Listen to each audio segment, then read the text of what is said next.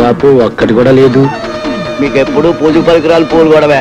పూజకి పనికొచ్చే పువ్వులు కూడా పాపు అంటారు ఎదవా. ఆ దుట్టం బాగుంటే అలే వస్తారులే ఎంత తేగండి.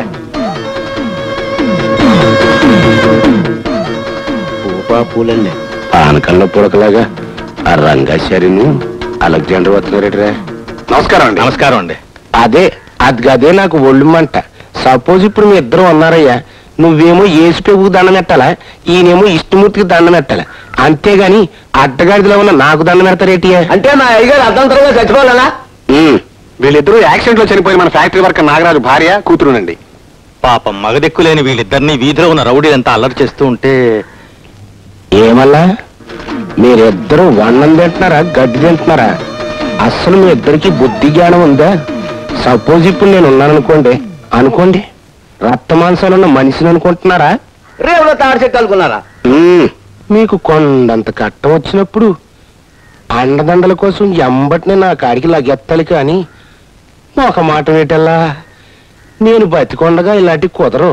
చచ్చిపోయగలుగుతారా మీ ఇష్టం. ఒరేయ్, ఈ ఆడంగులు ఇద్దరిని ఈ అవుట్ హౌస్ లో దింపి సందాలు అయ్యేసరికి వాళ్ళ సామాన్లు ఇక్కడికి తోలించి. సపోజ్ ఇప్పుడు రే మళ్ళీ చెప్పలేదనుకునేవు, ఆ పెద్దావిడ నీకు తల్లి లాంటిది, చిన్నావిడ నీకు చెల్లి లాంటిది. తేడాపాడా వచ్చిందనుకో ఎదవైపోతారు నాకు తెలుసండి. ఎల్లు. ఆహా, పురుషుల్లో పుణ్యపురుషులు ఉంటారని ఎప్పుడో వేమన పద్యాల్లో చదువుకున్నాం. మళ్ళీ ఇప్పుడు ఆపీవియా ఆశ్చర్యలు. ఎట్ట పొగిడితేనే మడిసి జంతువు అయిపోయి కన్ను మిన్ను కానకుండా పెవత్తెత్తాడు. నాదేముందయ్యా, ఆ పరమేశ్వరుడు నాకు అల్లంత ఇచ్చాడు. ఇట్టంటి వాళ్ళకి ఎల్లంత ఎడుతున్నాను.